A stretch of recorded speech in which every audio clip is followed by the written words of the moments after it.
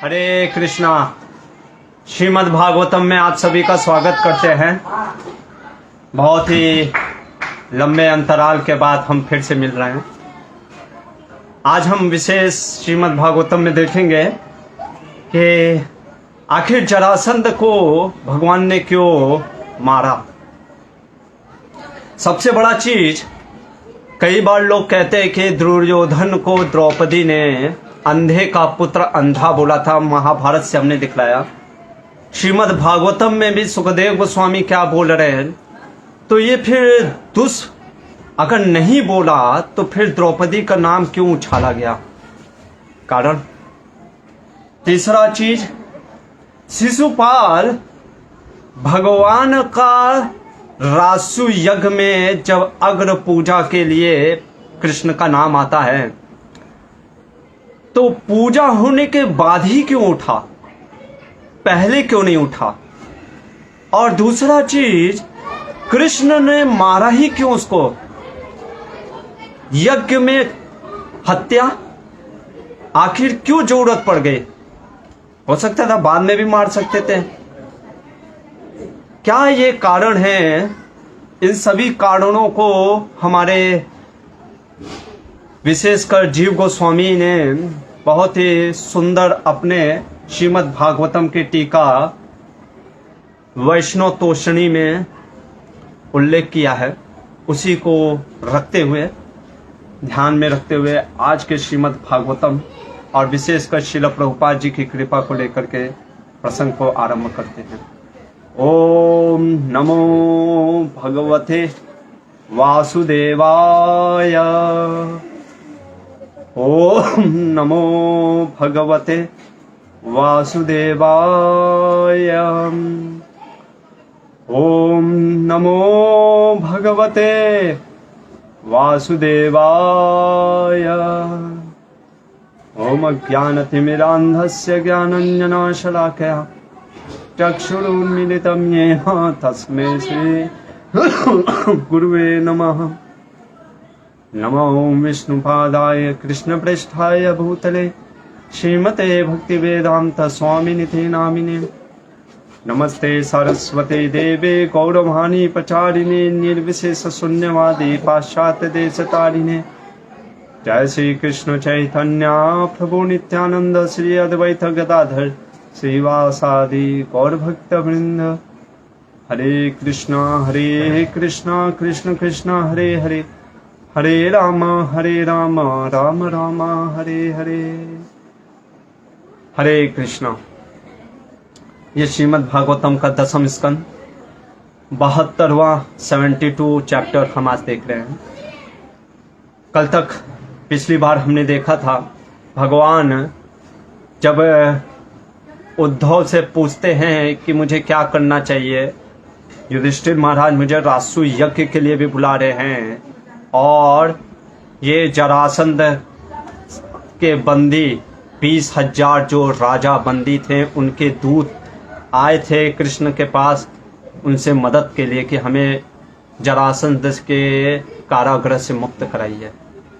उद्धव ने भगवान को कहा कि आप युधिष्ठिर के पास जाइए, युधिष्ठिर से ही बोलिएगा कि भीम और अर्जुन के साथ हम जाएंगे कहाँ, जरासंध के पास। और क्या करेंगे देखेंगे आज हम। उसी चीज को सुखदेव गोस्वामी वर्णन कर रहे हैं कि भगवान जब हस्तिनापुर में पहुंच गए, कई दिनों तक रहते हैं। हस्तिनापुर कह रहा हूं, इंद्रप्रस्थ, क्योंकि राज्यों का बंटवारा हो चुका है। सुखदेव गोस्वामी वर्णन कर रहे हैं, कह रहे हैं एकदा, एक समय की बात है। श्रीधर स्वामी कहते हैं कि हर दिन भगवान उपस्थित नहीं रहते थे सभा में। आज जब सभा में उपस्थित हैं तो उस दिन की बात हो रही है। युधिष्ठिर महाराज अपने सारे भाई, संबंधी इत्यादियों के साथ, जो सम्राट है इंद्रप्रस्थ के, वो भगवान को संबोधित करते हुए कह रहे हैं, क्या कह रहे हैं, ताकि दूसरे लोग सुने कि भगवान की इसमें इच्छा है या नहीं है।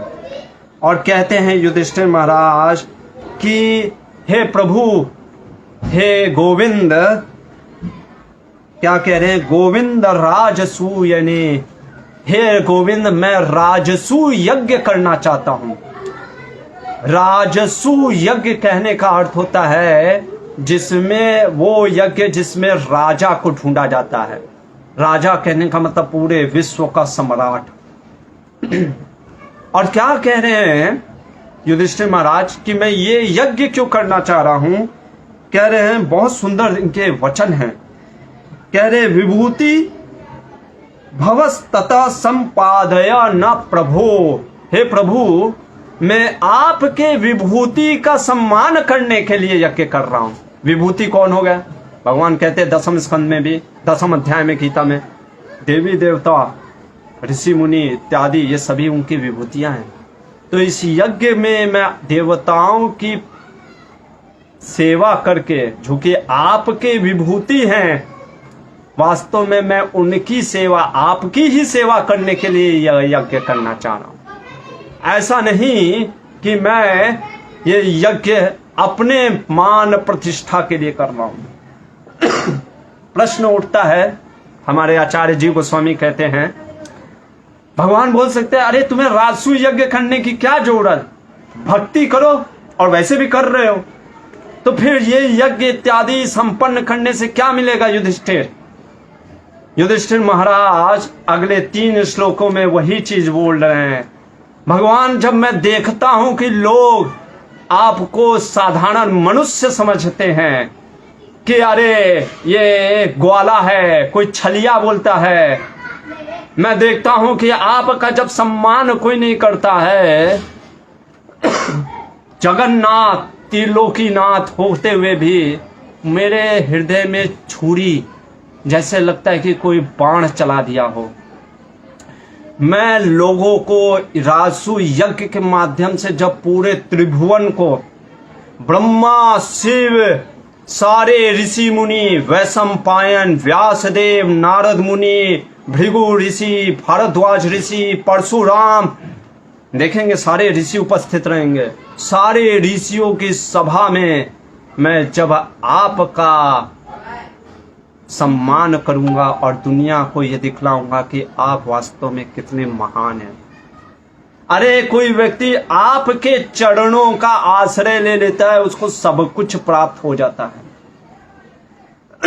भक्त तो कुछ नहीं चाहता फिर भी, लेकिन कोई अगर आपके चरणों का आश्रय ले लेता है, सब कुछ मिल जाता है। भगवान जो आपके चरणों का आश्रय नहीं लेता है ना, उसको सिर्फ माया ही सताती रहती। इसीलिए कह रहे हैं कि तव पादुके अवितरम परीते चरंती, आपके पादुका, आपके चरणों का आश्रय कोई ले लेता है। और यहां तक कहते हैं तत देव देव ऐसा, इस लोक में भी परलोक में भी जो भी यहाँ पे उपस्थित हैं या नहीं होंगे देवी देवता, ऊपर से भी देखेंगे, मैं पूरी दुनिया में ये दिखलाना चाहता हूं कि कृष्ण सर्वोपरि है, इस चीज को बतलाने के लिए। लेकिन एक चीज युधिष्ठिर महाराज ने नहीं बोला। जीव गोस्वामी कहते हैं कि नारद मुनि ने ही कहा था युधिष्ठिर को राजसू यज्ञ करने के लिए। किस लिए? धन के लिए, धन इकट्ठा करने के लिए। अब ये राजसू यज्ञ से धन जो इकट्ठा करके क्या करने वाले थे युधिष्ठिर महाराज? भगवान की सेवा। लेकिन हमारे जीव गोस्वामी कहते हैं लज्जावश, साइनेस, कि वो मुख से बोल नहीं पाए कि मैं धन इकट्ठा करके आपका ही सेवा करना चाहता हूं, इसलिए वो इस चीज का उल्लेख नहीं करते, बस इतना ही कहते हैं। और ये भी बोलते हैं भगवान आपको नहीं चाहिए, मैं जानता हूं, अरे कोई आपकी पूजा करे या ना करे फिर भी आप महान हैं, लेकिन एक भक्त जो होता है ना, वो हमेशा सोचता है कि भगवान की पूजा हो। क्यों? क्योंकि वो चाहता है कि जीव का इससे कल्याण होता है। इसलिए युधिष्ठिर महाराज कह रहे हैं मैं ये राजसू यज्ञ करना चाहता हूं, और इसके लिए मुझे आपका, मेरे सारे भाई संबंधी मेरी मदद करेंगे, पर आपका सहयोग चाहिए। जब इस प्रकार से, और क्या कह रहे हैं युधिष्ठिर महाराज? कह रहे हैं मान लीजिए भगवान कह रहे हैं अरे युधिष्ठिर, फिर लोग मुझे पक्षपाती नहीं कहेंगे कि मैं देखो तुम्हारे लिए मैं अपने भक्तों को सब कुछ देता हूं, तुम कह रहे हो कि भक्तों को जो मेरी शरण में लेता है उसको मैं देता हूं, बाकी किसी को नहीं देता, तो लोग मुझे पक्षपाती नहीं कहेंगे। युधिष्ठिर महाराज कहते हैं नहीं प्रभु नहीं। कैसे? जैसे कल्प वृक्ष होता है अभी वृक्ष के नीचे, कल्प वृक्ष जो सब कुछ दे सकता है, हम उसके नीचे बैठ के कहते हैं मुझे मैंगो हो लंगड़ा आम चाहिए, और कोई कहता है मुझे नीम का पत्ता चाहिए, तो मांगने वाला है ना, अब वो तो जो आप मांगोगे वो दे देगा। लेकिन हमारे आचार्य कहते हैं अरे भगवान वो कल्प वृक्ष से भी महान है, क्योंकि कल्प वृक्ष के पास तो आप जाते हो, कुछ पूजा अर्चना करते हो, भगवान की किसी भी प्रकार से कोई लग जाता है, भगवान उसको उससे भी अधिक दे देते हैं। अरे भक्तों को तो, ब्रजवासियों को तो अपना सर्वस्व दे दिए, भगवान ने स्वयं अपने आप को दे दिया। तो ये है, इसलिए परीक्षा युधिष्ठिर कहते हैं नहीं नहीं प्रभु, और कहते हैं कि आप पक्षपाती नहीं होंगे। ये सुन करके भगवान युधिष्ठिर को कहते हैं शत्रु कर्षणा, 7वें अध्याय श्लोक में। शत्रु कर्षणा क्यों कह रहे हैं? कह रहे हैं कि मेरा आशीर्वाद है कि तुम शत्रुओं पे विजय प्राप्त करो। और भगवान कहते हैं प्रभु, युधिष्ठिर को शब्द कह रहे हैं प्रभु कह करके, कि एक राजा का कर्तव्य होता है कि समाज में सभी जगह कानून व्यवस्था स्थापित हो, उद्दंड को, जो दुष्ट है उनको कड़ी से कड़ी सजा दी जाए, तो मेरा आशीर्वाद है तुम्हारे लिए। और इस प्रकार से कहते हैं कि तुम सभी राजाओं को पे विजयी हो, यही मेरी इच्छा है। और क्या कहते हैं भगवान? कहते हैं कि अकृतात्म भी, 10वें श्लोक में एक सुंदर शब्द बोल रहे हैं सुखदेव गोस्वामी, अकृतात्म भी, जिसका हृदय भगवान के प्रति समर्पित नहीं होता, वो मुझे कभी नहीं प्राप्त कर सकता। वो मुझे कभी, मैं तुम्हारा, क्योंकि तुम भाइयों का मन मेरे प्रति लगा हुआ है, इसलिए तुम जरूर राजसु यज्ञ संपन्न कर सकते हो। और ये कहने के बाद युधिष्ठिर महाराज ने अपने चारों भाई, उत्तर में अगर आप ऐसे डायरेक्शन लें तो साउथ में सहदेव को भेजते हैं, ठीक है, वेस्ट में आपके नकुल को भेजते हैं, ईस्ट में आपके भीम को भेजते हैं, और नॉर्थ में क्योंकि पर्वत है पूरे तो वहां पे अर्जुन को भेजते हैं। अभी ही महाभारत में अगर आपको याद होगा तो मैंने वर्णन किया था, भीम सभी राजाओं को हरा करके आते हैं, इवन दो कर्ण को भी, अंगराज जो कर्ण होते हैं उसको भी हरा देते। हराना इन द सेंस, जब जैसे राजसू यज्ञ इत्यादि का घोषणा होता है कि आपको ये राजा सम्राट मानते हैं कि नहीं युधिष्ठिर को, अगर राजा कहता है ठीक तो वो कुछ भेंट देता है, और अगर वो नहीं मानता है तो फिर उसको युद्ध करना पड़ता है। तो एक प्रकार से अर्जुन पूरा उत्तर से लेकर के पूरा वहां तक अलकापुरी तक चले गए थे, पश्चिम में नकुल, सहदेव दक्षिण में, भीम सभी जगह गए थे, बस एक जगह नहीं गए थे। हमारे जीव गोस्वामी कहते हैं मगध देश। क्यों नहीं गए? क्योंकि जब वो निकल रहे होते हैं तब कृष्ण भीम को कहते उधर मत जाना। क्यों नहीं जाना? कहते कि मैं बताता हूं, फिर बाद में करेंगे कुछ कार्य। इसलिए वो मगध को छोड़ करके सारा पूरा वर्णन आता है महाभारत में भी, कर्ण तक को भी हरा करके, कर्ण नहीं मान रहा था, कर्ण को हराया भीम ने युद्ध कला में। तो फिर सारे राजाओं को एकत्रित करके सारे धन को ला करके युधिष्ठिर के पास भेंट करते हैं, और भीम बोलते हैं युधिष्ठिर को कि बस एक राज्य बच गया है, मगध देश। ये सुन करके युधिष्ठिर थोड़ा सा चिंतित हो गए, क्योंकि उस समय मगध देश का राजा था जरासंध। उसने 20,800 राजाओं का बंदी बनाया था, किस लिए? बलि देने के लिए, काल भैरव को, जिसका मैंने वर्णन भी किया था। महाभारत में। अभी जो ये जरासंध था ना, वो ब्राह्मणों को बड़ा सम्मान करता था। किस लिए? इसलिए बहुत जरूरी है समझने का। अगर हम किसी ब्राह्मणों या गुरु का सम्मान कर रहे हैं, इसका मतलब ये नहीं है कि हम धार्मिक हो गए। उद्देश्य क्या है?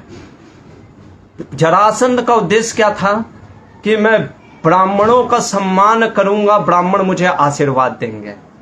आशीर्वाद देंगे तो मैं क्या होऊंगा? मैं जो चक्रवर्ती सम्राट, ये जरासंध भी बनना चाहता था। अगर आप देखेंगे दोनों में डिफरेंस है, जरासंध और युधिष्ठिर महाराज में। ये भी चक्रवर्ती सम्राट बनना चाहते हैं, ये भी चक्रवर्ती सम्राट। इनका उद्देश्य क्या है? धर्म की स्थापना के लिए इसका उद्देश्य कि मैं रहूं पूरे विश्व का सम्राट। इसलिए वो ब्राह्मणों की सेवा करता था। अब यहाँ पे एक कॉन्सेप्ट आता है पावर ऑफ ब्लेसिंग। बहुत सुंदर हमारे एक आचार्य लिखते हैं इसके ऊपर कि क्या होता है ये ब्लेसिंग। आप देखोगे वैदिक काल में चाहे असुर हो, राक्षस हो, सभी अपने गुरु का सम्मान करते थे और या किसी का भी ब्लेसिंग, आशीर्वाद जरूर लेते थे। हर दिन जब युद्ध करने जाता था दुर्योधन, अपने माँ से आशीर्वाद लेता था, लेकिन उसकी माँ क्योंकि धर्म की बहुत महान स्त्री थी, गांधारी कहती थी यतो कृष्णो ततो धर्मो, यतो धर्मो ततो विजय। जहाँ कृष्ण है वहाँ धर्म है, जहाँ धर्म है वहाँ विजय है। मैं तुमको झूठा आशीर्वाद भी नहीं दे सकती। इसलिए वो कहती थी बस विशिंग, मैं बस तुमको बस यही कह सकती हूँ कि तुम्हारा कल्याण हो। दोनों में अंतर होता है। हमारे आचार्य कहते हैं एक होता है विश करना, हम कहते हैं ना विश करना, एक होता है ब्लेसिंग। हमारे आचार्य कहते हैं दो चीज आता है ब्लेसिंग में। ब्लेसिंग आशीर्वाद तभी वो फलित होता है। पहला चीज ऐसा नहीं है कि आप किसी को भी आशीर्वाद दे देंगे तो वो आशीर्वाद हो जाता है, नहीं, वो सिर्फ विश रह जाएगा। ब्लेसिंग तभी बनेगा पहला चीज जो सामने वाला हो वो ना कैपेबल हो। वो जैसे भले ही जरासंध ब्लेसिंग लेता था ब्राह्मणों का, फिर भी हम देखेंगे मरेगा, ठीक है ना। तो वो जो व्यक्ति जो ब्लेसिंग ले रहा है वो कैपेबल होना चाहिए। और दूसरा चीज जो आशीर्वाद दे भी रहे हैं, क्या धृतराष्ट्र आशीर्वाद नहीं देता होगा अपने पुत्र दुर्योधन को? तो जो दे भी रहे हैं वो भी क्या कैपेबल है कि नहीं? उनकी जो देने वाला भी वो भी कैपेबल होना चाहिए। सिंपल सा चीज है, मेरे पास 100 रुपया नहीं है और मैं कोई मुझसे मांगे 100 रुपया, मैं दे सकता हूँ क्या? नहीं दे सकता। उसी तरीके से अभी मेरे पास कुछ है ही नहीं, आप मुझे ला करके पानी दे दोगे एक कि ये लो पानी, मैं कितना स्टोर कर पाऊंगा हाथ से? तो इसलिए दोनों चीज की देखना पड़ता है। तो ये जरासंध प्रतिदिन ब्राह्मणों की सेवा करता था। ये चीज कृष्ण को पता था। कृष्ण ने कहा युधिष्ठिर को हम तीनों जाएंगे। कौन? भीम, अर्जुन और मैं। भगवान कहते हैं कि मैं नीति शास्त्र में निपुण हूं, भीम शक्तिशाली है और अर्जुन हम दोनों का प्रोटेक्शन करेगा। हमारे सनातन गोस्वामी कहते हैं कि अर्जुन को इसलिए कृष्ण लेके गए क्योंकि बहुत प्रेम था। कृष्ण और अर्जुन की मित्रता ऐसी है कि ना अलग ही नहीं रह सकते थे। अर्जुन को लेके गए, तीनों गए गिरिवराज जो कि मगध का राजधानी था। दोपहर का समय था, पहुंच गए। अभी तीनों भगवान कृष्ण, भीम और अर्जुन। जरासंध को पता चला कि 3 कोई ब्राह्मण आए। अच्छा, भगवान नहीं बोलेंगे कि मैं ब्राह्मण हूं, कभी झूठ नहीं। वैसे तो भगवान वृंदावन में झूठ बोले हैं, लेकिन ब्रज के बाहर कभी झूठ नहीं बोलते हैं जल्दी। वो बोलते हैं, अगर आप देखेंगे कहते हैं राजन विधि अतिथिना, अतिथि हैं हम। कौन है? हम अतिथि हैं। सही बात है, अतिथि के रूप में आए, बिना अतिथि बुलाए आ गए कि हम तीनों आए हुए हैं और हमें कुछ चाहिए आपसे और आप हमें वो प्रदान करिए। मान लीजिए जरासंध कहे अरे आप तो मेरे से मेरा पुत्र भी मांग सकते हैं, मैं अपना पुत्र दे दूंगा तो मैं कितना कष्ट में रहूंगा, तो मैं ये कैसे कह सकता हूं? कि आप जो भी मांगेंगे मैं आपको दूंगा। इसलिए भगवान देखिए कितना सुंदर नीति शास्त्र निपुण है। कहते हैं किम दुर्मुसा तितिक्षुणाम, अरे जो सहनशील होता है उसके लिए क्या वो नहीं सह सकता, पुत्र का बलिदान भी सह सकता है। तो जरासंध कह सकता है कि अगर मैं मना कर दूं देने के लिए तो, तब भगवान कहते हैं किम कार्यम असाधु भी, अरे दुष्ट व्यक्ति कुछ भी कर सकता है, दुष्ट के लिए तो कोई नियम नहीं है, वो तो कुछ भी कर सकता है, मत दो। मान लीजिए जरासंध कहे अच्छा मान लो तुमने मेरा शरीर ही मांग लिया, तो भगवान कहते हैं किमना देय वदानयानाम, अरे दान देने उदार व्यक्ति क्या नहीं दान दे सकता है। और अंत में मान लीजिए जरासंध कहता है कि मान लो जो देने व मांगने वाला है कहीं तुम लोग मेरे शत्रु हुए तो, तब भगवान कहते कि कम पर समदर्शी नाम, अरे समदर्शी व्यक्ति के लिए क्या शत्रु क्या मित्र। और भगवान आगे कहते हैं कि देखो हे राजन, शरीर आज नहीं तो कल चला जाएगा, लेकिन जो ख्याति होती है ना वो शरीर के मरने के बाद भी रहता है। और भगवान नाम लेते हैं अलग अलग राजाओं के। हरिश्चंद्र, राजा हरिश्चंद्र ने अपना सब कुछ दे दिया, बच्चे और अपनी स्त्री भी दे दी, उनका क्या हुआ? आज भी लोग राजा हरिश्चंद्र के गुणगान गाते हैं। रांतिदेव 48 दिन तक बिना भूख प्यास से रहे। उसके बाद उच्छवृत दुमकल, ये सारे ऋषियों के ये जो कहानी है मैंने महाभारत में बताए हैं। उसके बाद बलि राजा, उसने तो अपना सब कुछ दे दिया भगवान वामन देव के लिए। व्याध कपोतो कहते हैं शिवी महाराज किस प्रकार से कबूतर के लिए उन्होंने अपना शरीर दे दिया। और कहते हैं एक कबूतर अपने आप को बचाने के लिए कैसे व्याध हंटर को सब कुछ अपना परिवार दे देता है, और वो देख करके हंटर जो होता है उसका दिल पसीज जाता है और वो फिर भगवान मतलब कि स्वर्ग को प्राप्त कर लेता है मृत्यु के बाद। तो यहाँ पे भगवान कहते हैं कि चॉइस तुम्हारे ऊपर है। ये सुन करके जरासंध को थोड़ा सा बड़ा आश्चर्य होता है। वो देखता है, राजा था ना, वो देखता है और उनके अभी भगवान और भले भीम और अर्जुन ने ब्राह्मण वेश धारण कर लिए थे, पर थे तो बलवान क्षत्रिय। और ध्यान देता है अर्जुन भीम इनके हाथों को, तो जो क्षत्रिय होते हैं ना, जैसे आप अगर आप देखोगे जो जैसे मान लीजिए जो वॉशरमैन होता है, धोबी, जब वो ज़्यादा जो साबुन का ये उपयोग करते हैं उनका हाथ का देखोगे यहाँ पे अलग अलग कुछ निकला रहता है चमड़ी टाइप का साबुन के कारण। उसी तरीके से इनके में वो पड़ा था रस, जैसे कि धनुष खींचने का आप अगर तीर कमान खींचते हैं तो यहाँ पे दाग लग जाता है। और उनको लगता है कि हाव भाव से भी ये कुछ क्षत्रिय लग रहे हैं। तो जरासंध कहता है कि आप लोग तो लग तो नहीं रहे हो ब्राह्मण हो, मुझे तो ऐसा प्रतीक नहीं हो रहा है आप तीनों को देख करके। और फिर भी क्योंकि आप याचक बन करके आए हो, आप जो मांगोगे, इवन दो मेरा शरीर भी मांगोगे मैं दे दूंगा, बोलो क्या चाहिए। भगवान ने बोला तुमने सही सोचा, हम ना ब्राह्मण नहीं है, हम यहाँ पे खाने के लिए नहीं मांगे, हम यहाँ पे तुमसे द्वंद्व युद्ध करना चाहते हैं, मल्ल युद्ध। हम तीनों में से किसी एक को चूज कर लो।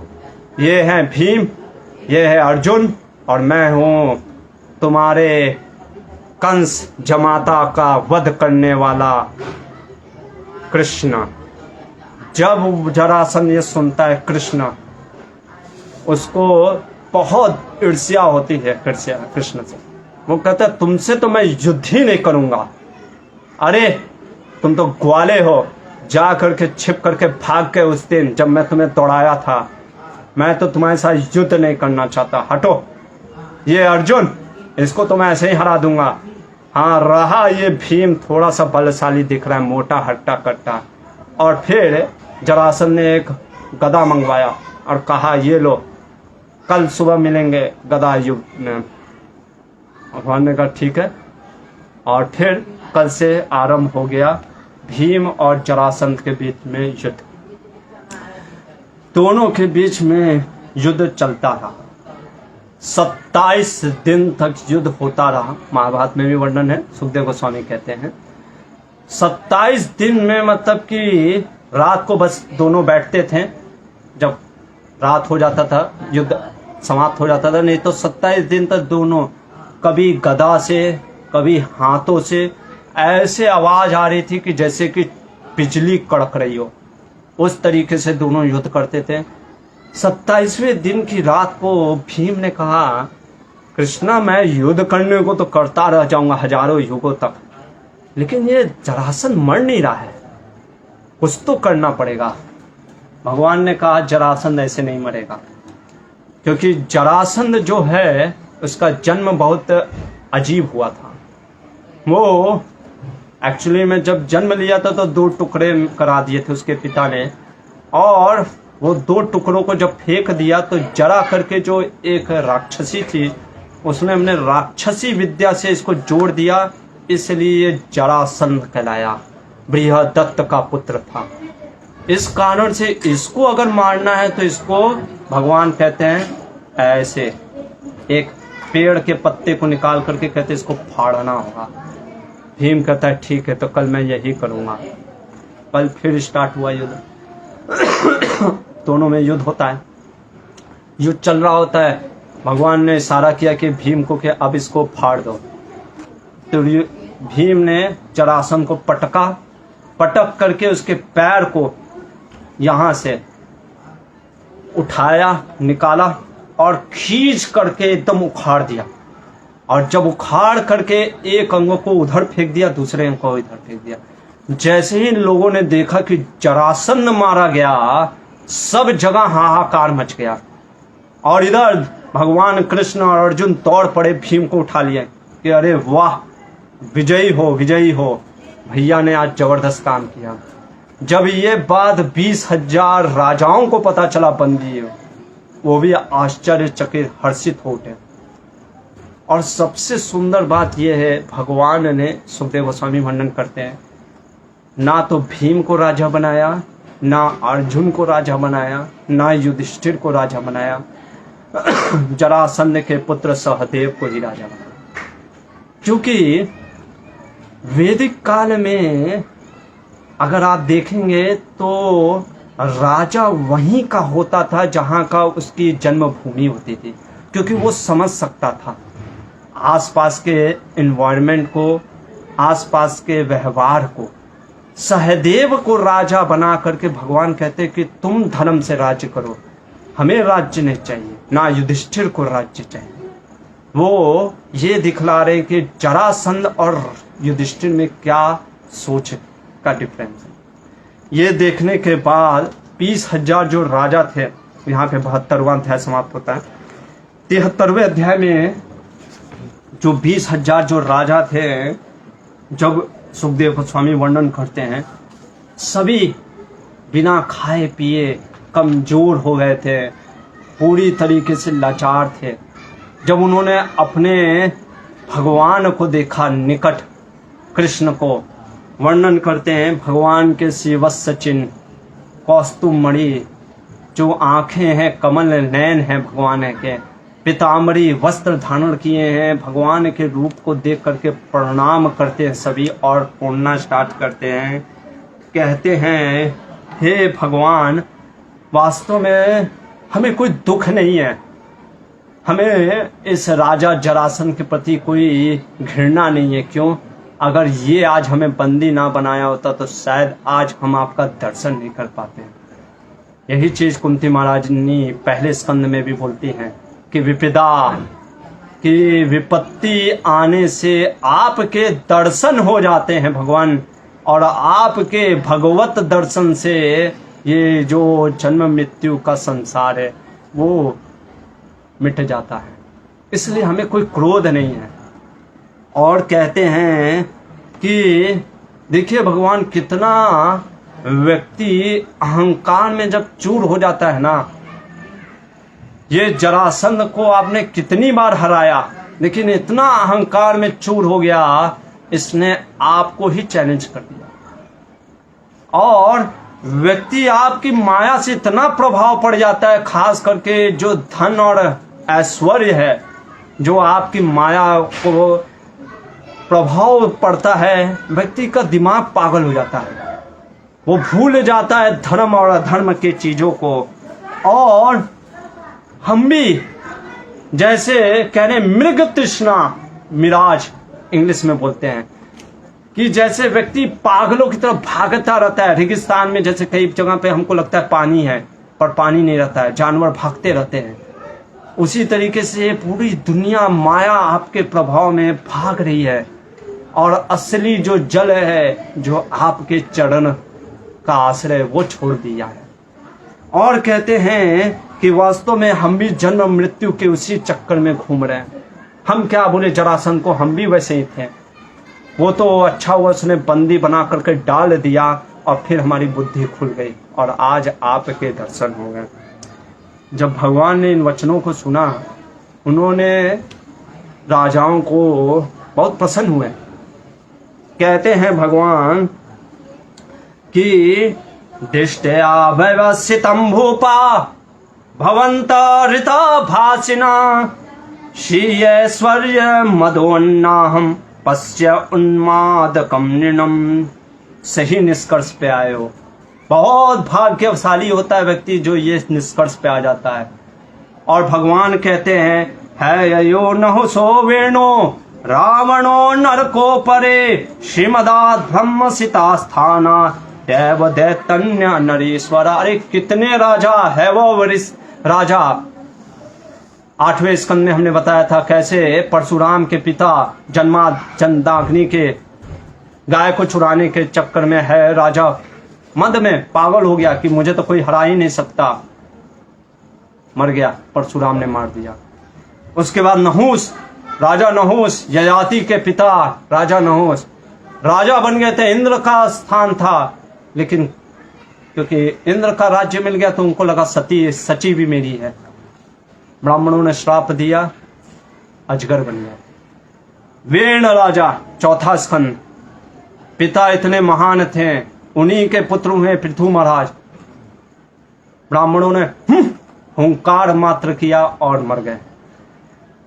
रावण, पूरा रामायण भरा है कैसे सीता एक स्त्री के प्रति आसक्त, दूसरे की स्त्री के प्रति आसक्त, क्योंकि उसको लगा सब कुछ मेरा है। भगवान राम ने उसको मार दिया। नरकासुर, अदिति के कुंडल चोरी कर लिया, भगवान ने उसका विनाश कर दिया। भगवान कहते हैं यही तो है। और कहते हैं कि व्यक्ति समझ नहीं पाता है, मद में इतना अंधा हो जाता है, अहंकार हो जाता है कि उसका सब कुछ नष्ट हो जाता है। सुखदेव गोस्वामी वर्णन कहते हैं, इस प्रकार राजाओं को आदेश देकर कि मैं तुम लोग को आशीर्वाद देता हूँ, क्योंकि राजाओं लोग कहा हम राज्य करने फिर जा रहे भगवान, हो सकता है फिर से हम अंधे हो जाएं। भगवान कहते मेरा आशीर्वाद है कि अब आप लोगों की चेतना कभी दूषित नहीं होगी, आप धर्म में रहोगे और मुझे विशेषकर हमेशा याद करते रहोगे। ये बोल करके भगवान ने उन राजाओं को नहलाया धुलाया, कपड़े पहनवाए अच्छे, फिर सहदेव से कह करके सभी राजाओं को भेंट दे करके वहां से विदा किए। फिर सहदेव से भगवान कहते हैं कि अब हमें भी विदा कीजिए, और अर्जुन और भीम को लेकर के वहां से निकल पड़ते हैं इंद्रप्रस्थ की ओर। जब युधिष्ठिर महाराज को पता चलता है कि भगवान विजयी हो गए हैं और वो वापस आ रहे हैं, वो स्वयं दौड़ते हैं भगवान की अगवानी के लिए और रोते हुए भगवान को लाते हैं और अपने सिंहासन पे स्वयं बैठला देते हैं। यहाँ पे 73वां अध्याय समाप्त होता है। 74वें अध्याय में सुखदेव गोस्वामी फिर कहते हैं, क्या कहते हैं कि युधिष्ठिर, एक दिन फिर युधिष्ठिर जरासंध के वध के बाद श्री कृष्ण को बोलते हैं, क्या कहते हैं कि हे प्रभु, इस त्रिभुवन में आप का जो माया है ना, बहुत प्रभाव जबरदस्त है। अरे आप त्रिलोकी नाथ है, आप आदेश हमसे लेते हैं, क्योंकि भगवान हमेशा आदेश लेते थे। हाँ युधिष्ठिर क्या करना है बताओ। बड़ा आश्चर्य लगता है, आप तो बल्कि हम सभी को आदेश देते हैं, फिर भी आप आदेश ले रहे हैं हमसे। और कहते हैं युधिष्ठिर महाराज कि प्रभु ये आदेश लेने के बाद भी आपका जो पोजीशन है अच्युत, इसीलिए आप अच्युत है, च्युत नहीं होते हैं। ऐसा नहीं है कि वो मैं आदेश ले रहा हूं तो मैं गिर गया। ये आपकी बड़ी कृपा है, बड़ी दयालु, या एक प्रकार से आपका कह सकते हैं करुणा है भक्तों के प्रति। इसलिए हे भगवान, मैं देखता हूं आपका जो भक्त भी होता है ना, वो मैं और मेरा से ऊपर उठ जाता है।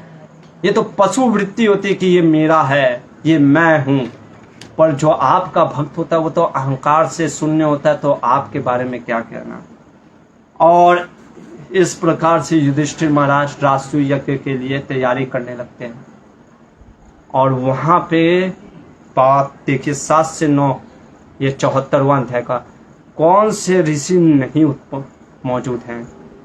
कृष्ण द्वैपायन, भारद्वाज, सुमंतु, गौतम, असित, वशिष्ठ, च्यवन, कण्व, मैत्रेय, कवस, वामदेव, सुमति, जैमिनी, क्रतु, पैल, पराशर, गर्ग, वैशंपायन, कश्यप, धौम्य, परशुराम, मित्र, मधुछंदा, वीरसेन, अकृतवर्ण सभी वहां पे मौजूद थे। सारे संबंधी भीष्म, द्रोण, कृपाचार्य, धृतराष्ट्र इत्यादि भी मौजूद थे। सभी वहां पे मौजूद होते हैं। और फिर देवताओं में इंद्र, ब्रह्मा, शिव, मुनि, राक्षस, यक्ष, किन्नर, चाणूर सभी उस राजसूय यज्ञ के लिए उपस्थित होते हैं। और सभी का आदर सम्मान करने के बाद राजसूय यज्ञ आरंभ होता है। राजसूय यज्ञ होता है। और फिर एक दिन, जिस दिन सोम रस निकालना होता है, उस दिन विशेष कर भगवान स्वयं वहां पे उपस्थित रहते हैं कि वैदिक मंत्रों का सही से उच्चारण हो। और ये सब हो जाने के बाद अब चर्चा होता है कि अग्र पूजा किसकी होगी। अब यहाँ पे बड़ा आश्चर्य की बात है, सारे ऋषि मुनि हैं, क्या इनको नहीं पता कृष्ण महान है? तो जीव गोस्वामी कहते हैं, विश्वनाथ चक्रवर्ती ठाकुर कहते हैं, हमारे ध्यान से सुनिएगा, कहते हैं ब्रह्मा, शिव, व्यासदेव सबको पता है, लेकिन वो कुछ नहीं बोल रहे हैं, क्योंकि वो उनको लगता है कि भगवान का आदेश नहीं है। वो ये नहीं कहने गए कि नहीं कृष्ण की पूजा करो, अरे कृष्ण स्वयं भगवान है, नहीं। वो लोग शांत बैठे थे, वो ये सोच रहे थे अगर उनसे पूछा जाएगा तब वो बताएंगे, लेकिन हम अपने मन से कुछ नहीं बोलेंगे। और उनको विश्वास था कि सहदेव, जो कि युधिष्ठिर का भाई है, ज्ञाता है बहुत, वो जरूर बोलेगा। और वही हुआ, सहदेव उठ गए। सहदेव ने बोला कि जहां कृष्ण है, जहां चंद्रमा होता है, जब चंद्रमा की चांदनी है तो फिर तारों की जरूरत नहीं है। एक चंद्रमा की जो रोशनी है वो करोड़ों अनगिनतों तारों की भी बराबरी, अनगिनत तारों भी बराबरी नहीं करते। तो कृष्ण तो स्वयं भगवान सर्वशक्तिमान है। और इतना ही नहीं, सहदेव कहते हैं कि जीव जब भगवान की सेवा करता है ना, बहुत सुंदर उदाहरण कहते हैं जैसे दर्पण में अगर हम देख रहे हैं आपको, अपने आप को, अभी आप दर्पण में पाउडर कितनों लगाइए, आपके ऊपर नहीं लगेगा। उसी तरीके से जब हम अपने आप में सुंदरता बढ़ाते थे तो दर्पण में सुंदरता दिखने लगता है। वैसे जब कृष्ण की सेवा कर दी तो सभी जीवों की सेवा हो गई। ये बोल करके जैसे ही सहदेव ने कहा कि कृष्ण भगवान की अग्र पूजा होनी चाहिए, सभी ने कहा साधु साधु। सभी रेडी हो गए। सभी, अभी उसमें से कुछ रेडी भी नहीं भी थे, महाभारत में वर्णन आता है, लेकिन फिर भी सब शांत रहे। अभी देखिए कोई नहीं उठा। भगवान का अगर पूजा होना स्टार्ट हुआ, युधिष्ठिर महाराज भगवान के पैर को धोते हैं, पैर को धो करके पानी जो होता है अपने ऊपर और अपने भाइयों और पत्नियों के ऊपर छिड़कते हैं। कुछ नहीं हुआ। प्रश्न उठता अभी तक कोई क्यों नहीं बोला। अचानक से शिशुपाल खड़ा उठा। देखिए मेंटालिटी क्या है। हमारे आचार्य कहते हैं पहले क्यों नहीं उठा। शिशुपाल को एक्चुअली में क्या था ना, द्वेष था कृष्णा से भी, और चूंकि सहदेव ने, युधिष्ठिर ने भगवान का पूजा किया है, इसलिए उनको अपने इस किस पे, युधिष्ठिर से भी द्वेष हो गया। उसने सोचा, एक श्लोक उद्धृत करते हमारे आचार्य, कहते हैं क्यों पहले नहीं उठा, क्योंकि अगर पहले उठ जाता, जैसे स्मृति से एक श्लोक उठा रहे हैं, अपूज्या यत्र पूज्यन्ते पूज्यानाम च व्यतिक्रमा। कहने का अर्थ है अगर अपूज्य जो पूजनीय नहीं है उसकी पूजा कर दी और ये साबित हो गया तो फिर क्या हो जाता है, वो यज्ञ विध्वंस, यज्ञ को पूर्णता नहीं माना जाता है। तो उठने का कारण शिशुपाल का क्या था, पहला तो वो कृष्ण को चाहता था कि अग्र पूजा नहीं हुआ है, ये गलत व्यक्ति, अयोग्य व्यक्ति का हुआ है, और इस माध्यम से वो ये भी कह रहा है कि राजसु यज्ञ गलत हो गया है। ये इसका मेंटालिटी है, इसलिए वो बाद में उठा। अब शिशुपाल स्टार्ट हुआ बोलना, कहा अरे आज मैं देख लिया। क्या देख लिया, विधाता का माया। अभी किसकी माया, भगवान की ही माया है, लेकिन बोल रहा है विधाता की माया को मैंने देख लिया। बड़े बड़े यहाँ पे बैठे हैं सब, भीष्म व्यासदेव इत्यादि सभी बैठे हैं, सभी पे आरोप लगा रहा है। लेकिन देखो एक बच्चा ने बोल दिया, सहदेव ने, इसकी पूजा किसकी, कृष्ण की, जिसके माता पिता का पता नहीं, जिसने मेरी रुक्मिणी के साथ विवाह होना था, इसलिए बहुत दुखी था। बोलता है कि मेरी पत्नी को अपहरण कर लिया, और कह रहा है अरे जो चोरी करता है, अब उसको कैसे पता कि क्या चोरी, माखन चोर, भगवान तो फेमस है, लेकिन फिर भी तो गाली देना स्टार्ट किया भगवान को। ऐसे व्यक्ति का अग्र पूजा, और सब शांत होकर के वाह वाह साधु साधु कह रहे हैं, धिक्कार है ये सभा को। और जब इस प्रकार से बोलने लग गया तो रहा नहीं गया भीम सहदेव को, वो लोग उठ करके मारना स्टार्ट किए जा रहे थे, ये भी उठा लिया तलवार।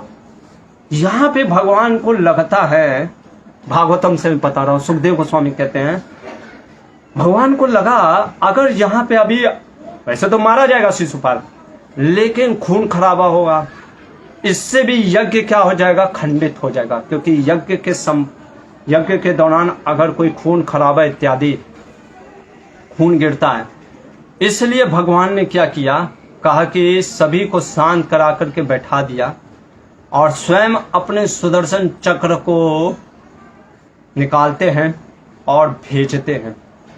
जैसे ही सुदर्शन चक्र शिशुपाल के पास जाता है, उसके गर्दन को काटता, और बड़ा आश्चर्य की बात है कि एक खून का बूंद तक जमीन पे नहीं गिरता है, सिर्फ धड़ अलग होता है, जैसे कि बस काट करके धड़ आराम से नीचे रख दिया। और जो शरीर से जो आत्मा का ज्योति होता है, ज्योति के रूप में, वो ज्योति जाकर के सम्मिलित हो जाता है भगवान के अंदर। हमारे आचार्य कहते हैं एक्चुअली में दुनिया को लगता है कि सायुज्य मुक्ति मिला है, पर वास्तव में सायुज्य मुक्ति नहीं है। कहते हैं कि 7वें स्कंद में भी मैंने बताया, ये जय और विजय थे। कौन, द्वारपाल। हाँ, द्वारपाल भगवान के, वैकुंठ के। यही वास्तव में 3 जन्मों से हिरण्याक्ष, हिरण्यकशिपु, रावण, जरासंध, रावण और कुंभकर्ण, और आज शिशुपाल और दंतवक्र बने थे। तो ये भगवान के पार्षदी थे जय, जो कि वापस फिर से भगवान के वैकुंठ धाम को प्राप्त किए। तो यहाँ पे शिशुपाल का भगवान ने वध कर दिया, और ये कारण है भगवान ने शिशुपाल का वध किया ताकि खंडित ना हो किसका, राजसु यज्ञ युधिष्ठिर का। ऐसा नहीं भगवान को कोई ईगो प्रॉब्लम था, वो मेरे को इतना गाली दिया मारूंगा, नहीं नहीं, भगवान को कुछ नहीं जाता है। और ये कारण था। इसके बाद सुखदेव गोस्वामी कहते हैं कि पापी दुर्योधन को छोड़ करके देखिए, दुर्योधनामृते पापम कलिम, अरे कली का साक्षात रूप है। देखिए ये श्लोक है 74 चैप्टर 53 श्लोक। व्यासदेव ने महाभारत में भी कहा और आज सुखदेव गोस्वामी भी कह रहे हैं, कली का अंश है ये दुष्ट पापी दुर्योधन। उसको छोड़ करके सारे लोग इस राजसू यज्ञ से खुश थे, थोड़ा बहुत, वो एकदम नाखुश था। जब ये चीज सुना, परीक्षित महाराज ने प्रश्न पूछ दिया कि आखिर दुर्योधन नाखुश होकर के क्यों गया था हस्तिनापुर। और यहाँ पे सबसे बड़ा कंट्रोवर्शियल, जो कि महाभारत में हमने उठाया भी था, उसको आज भागवतम के पन्नों से देखते हैं।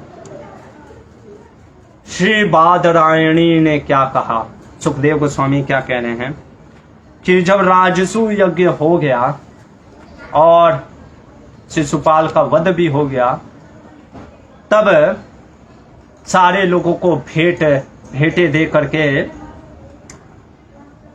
ये युधिष्ठिर ने सभी लोगों को विदा भी किया और फिर यमुना नदी में स्नान करने के लिए गए।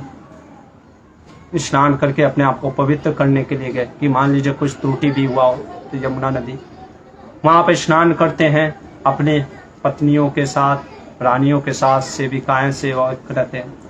सभी को उपहार भेंट देख करके सबको विदा तो कर देते हैं, लेकिन महाराज युधिष्ठिर, अगर आप देखें ये श्लोक है 29वां। कुछ लोग कहते हैं कि भगवान चले गए थे, महाभारत में भी वर्णन आता है, लेकिन फिर मैंने ये भी बताया था कि महाभारत में फिर भी ये भी वर्णन आता है कि कृष्ण वहां पे थे। व्यासदेव श्रीमद् भागवतम में लिख रहे हैं, सुखदेव गोस्वामी कह रहे हैं, भगवान अपि तन्नागम न्यावस्थित तत्प्रियम कर प्रस्थाप्य यदु वीरांश सांब आदिंच कुशस्थिलम। युधिष्ठिर के प्रसन्नता के लिए भगवान रुक गए, यानी 29वें श्लोक से ये समझ में आता है कि भगवान नहीं गए हैं, तो भगवान अभी भी इंद्रप्रस्थ में हैं। ये चीज पहले स्थापित हुआ।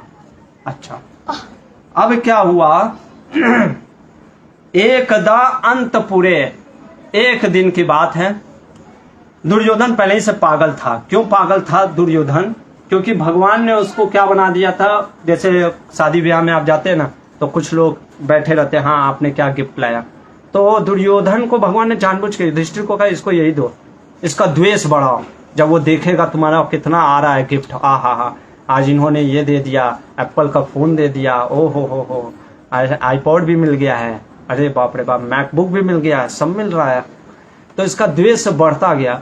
ये देख करके, ऐश्वर्य को देख करके इसको रहा नहीं जा रहा था, एकदम जल भून गया था दुर्योधन।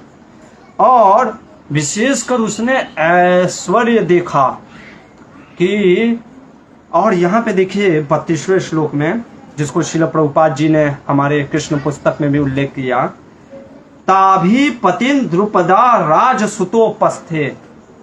इसको सबसे बड़ा ईर्ष्या क्या था ना, देखिए ईर्ष्या तो था ही, काम भी था। किसके प्रति? द्रौपदी के प्रति। क्योंकि द्रौपदी को जब वो देखता है, अब ये चीज कनेक्शन है, इसलिए ये ध्यान रखिएगा, द्रौपदी को देखता है कि युधिष्ठिर की सेवा में लगी हुई है और पूरी सेवा कर रही है, और उसके काम से मोहित हो जाने के कारण ये अंधा हो गया। कौन? दुर्योधन। और द्वेष के कारण भी अंधा था। ठीक है, अब चलते हैं। ये वहां जहां महल होता है, जहां पे भगवान के साथ, देखिए वर्णन फिर आ रहा है, भगवान मधुपते, भगवान के साथ बैठे हुए हैं युधिष्ठिर महाराज। ये अपने आदमियों को लेकर के कि हम भी कम नहीं है, ऐसे चलते हुए तलवार निकाल करके चल रहा है दुर्योधन, और कुछ गाली वाली दे करके भी। देखिए यहाँ पे इसीलिए वर्णन कर रहे हैं सुखदेव गोस्वामी कि वहां पे 36वें श्लोक में, किरीट माली दुर्योधनो मानी परितो भ्रातृभि निपा शिपन रुसा, मतलब द्वारपालों को ऐसे गाली वाली देकर हट ऐसे हटा करके निंदा करते हुए अंदर घुस रहा होता है। ठीक है, चलेगा। भगवान ने कहा कर लो निंदा। अब ये जो सभा था विशेषकर जिसमें युधिष्ठिर महाराज थे, ये माया दानव ने बनाया था। ये सभा ऐसा था, अब दुर्योधन को लगा, देखिए इसका मध्वाचार्य ने बहुत सुंदर वर्णन भी किया महाभारत में, मैंने बताया कि जो लोग द्वेष और काम से वशीभूत होते ना, उनको शास्त्र दिखता नहीं है, और इवन दो दुनिया भी नहीं दिखती सही रूप से। ये सोचता है कि जहां पानी है उसको ऐसा लगता है ये पानी है, उठा करके अपना धोती ऐसे करके चलने लगता है, और वो ऐसे सोचता है कि वो पानी है, तो देखता है पानी नहीं है।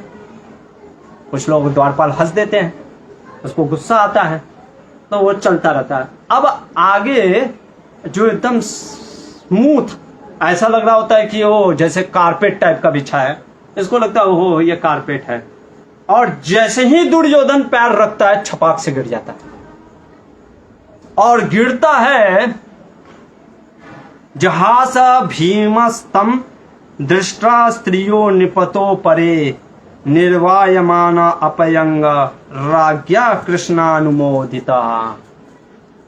जैसे ही गिरता है भीम सबसे पहले हंसते हैं। देखिए यहाँ पे स्त्रियों का वर्णन किया, हाँ स्त्रियों में द्रौपदी भी आती है, मान लेते हैं, भीष्म मैंने बताया भी महाभारत से भी, लेकिन कोई ये कहे कि सिर्फ द्रौपदी ने अगर हंसा है या द्रौपदी ने बोला है अंधे का पुत्र अंधा, तो वास्तव में हम दुर्योधन के प्रति कामुक हैं। हमारे आचार्य कहते हैं हम क्या हैं, दुर्योधन के प्रति कामुक है। यानी मैं ये नहीं कह रहा हूं किसने बोला, क्या बोला, आपने क्या टीवी सीरियल में देखा, लेकिन अगर कोई ये द्रौपदी के ऊपर आरोप लगाता है तो वो एक तरफ से दुर्योधन के तरह ही कामधा है, और वो दुर्योधन का साइड ले रहा है, क्योंकि भगवान कह रहे हैं, अच्छा कृष्ण अनुमोदिता, कृष्ण कह रहे हंसो हंसो। एक्चुअली में जो युधिष्ठिर महाराज होते कहते नहीं नहीं बंद करो, क्यों हंस रहे, वो अंगरक्षक को भी भेजते हैं, महाभारत में मैंने बताया। और लेकिन भगवान कहते नहीं हंसो, क्यों, क्योंकि ये पापी है, इसलिए भगवान, क्योंकि भगवान उसके माध्यम से असुरों दुष्टों का नाश करना चाहते थे, धर्म की स्थापना। ये जो दुर्योधन था इतना क्रूर व्यक्ति था, पापी था, वो उसका अगर हम पक्ष लेते, अगर कोई व्यक्ति ये कहता है कि हंसना नहीं चाहिए, यानी आप कृष्ण का साथ नहीं दे रहे हैं, यानी आप दुर्योधन का साथ दे रहे हैं, आप कली का साथ दे रहे हैं। इसलिए कोई भी व्यक्ति अगर कहता है, चाहे साधु के वेश में भी अगर कोई व्यक्ति कहता है कि वहां पे हंसना गलत था, तो यानी कृष्ण के प्रति आपका द्वेष है। और यदि आप कहते हैं कि दुर्योधन के प्रति गलत हुआ, तो आप साक्षात कली के चेले हैं। ये मैं नहीं, हमारे आचार्य कहते हैं। और इसलिए जब दुर्योधन, सुखदेव गोस्वामी कहते हैं, रुष्ट होकर के निर्दयी क्रूर दुर्योधन जाता है, पर युधिष्ठिर महाराज को लगता है कुछ तो गड़बड़ होगा, भगवान कहते हैं होने दो। और इसलिए यहाँ पे बहुत सुंदर चीज बोलते हैं सुखदेव गोस्वामी, कहते हैं भवो तृष्णिम भगवान भुवो भरम। भगवान ने अपने वास्तव में वो बिविल्डर्ड माया दानव का इससे नहीं हुआ था। ये पहली बार मैंने भी पढ़ा, सुखदेव गोस्वामी कह रहे हैं भगवान के तिरछी चितवन से जो भगवान ने देखा ना, उसको बिविल्डर कर दिया दुर्योधन को। जा क्रोध में जा, अब जाकर खेलेगा क्या, मामा श्री को बोलेगा कि मुझे द्यूत खेलना है, बुलाओ। मैं भी यही चाहता हूँ, तुमको बुला करके सारे जो दुष्ट हैं राजा, उन सभी को समाप्त कराना है, ताकि फिर से धर्म की स्थापना कराना है। क्योंकि भगवान को लगा ये तो रहेगा, ऐसे तो चलता रहेगा, इंद्रप्रस्थ का ये राजा रहेंगे और दुर्योधन तो हस्तिनापुर का राजा बन जाएगा, यह धर्मी जाएगा कैसे, और इसके नाम पे कितने अधर्म करेंगे। इसलिए भगवान ने कहा मेरा जो उद्देश्य है धर्म की स्थापना करना वो मैं तो करूँगा। और इस कारण से सुखदेव गोस्वामी कहते हैं राजन तुमने जो ये प्रश्न पूछा कि दुर्योधन क्यों रूठ गया, तो ये कारण है रूठने का। और बहुत सुंदर चीज फल के लिए बोलते हैं, कहते हैं य इदम कीर्तयेद विष्णु कर्म चैद्य वदादिकम राजमोक्षम वितानम च सर्व पापे प्रमुच्यते। जो भी भगवान श्री विष्णु के इन कार्यकलापों को सुनाता है जो आज हमने वर्णन किया, शिशुपाल के वध, राजाओं को मुक्त किया जाना और राजसूय यज्ञ का सम्मिलित होना, वो समस्त पापों से छूट जाता है। आगे देखेंगे कि आखिर भगवान और किन किन असुरों का वध करते हैं, वो कल के प्रसंग में। हरे कृष्णा। श्रीमद् भागवतम की जय। श्रील प्रभुपाद की जय।